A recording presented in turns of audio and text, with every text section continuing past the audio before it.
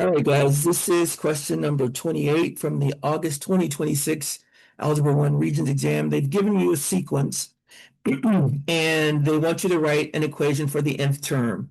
Now, you can use the formula on the reference sheet, but what I like to do is if they give you more than two terms, I like to use the spreadsheet. So I'm going to say X and Y, and I'm going to say the first term, second term, third term, fourth term. They've given us four terms.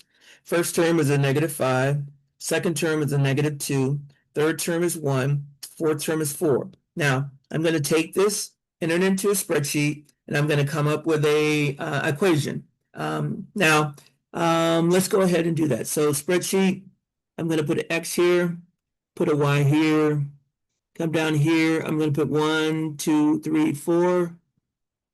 Over here, I'm going to put a -5, and then a -2, and then 1, and then 4.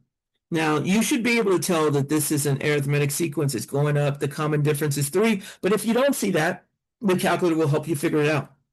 So I'm going to go to the spreadsheet or the data statistics.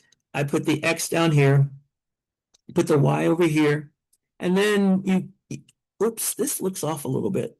Yep, it is.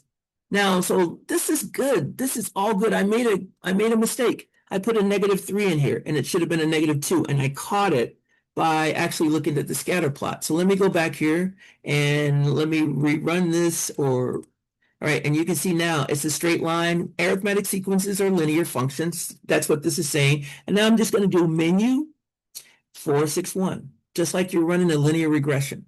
And here's the equation, y equals 3x minus 8 or plus a -8. So that's what I can write here. Now, the only thing I have to be careful of is they wanted it for the nth term. So what I could do is I can say a sub n equals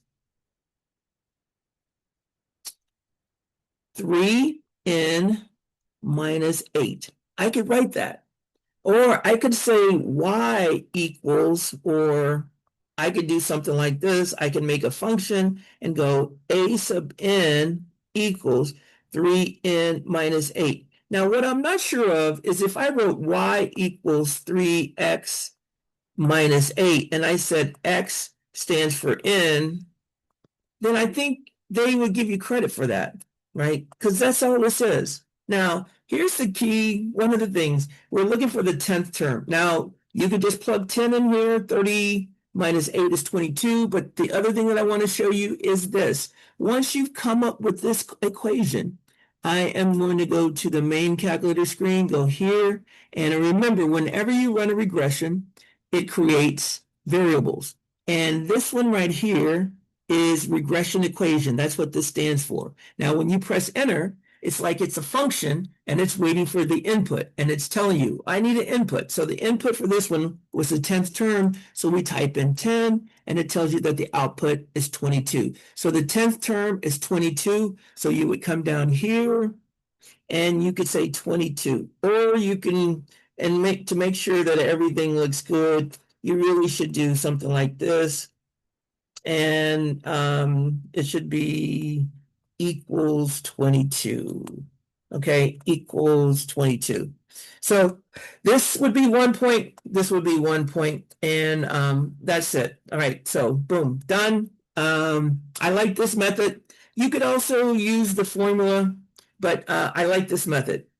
We do this anyway whenever we're doing regression, so it's something that you should know how to do anyway. So it's just you just have to tailor it for what you need. All right, I'm going to stop and I'm going to post this.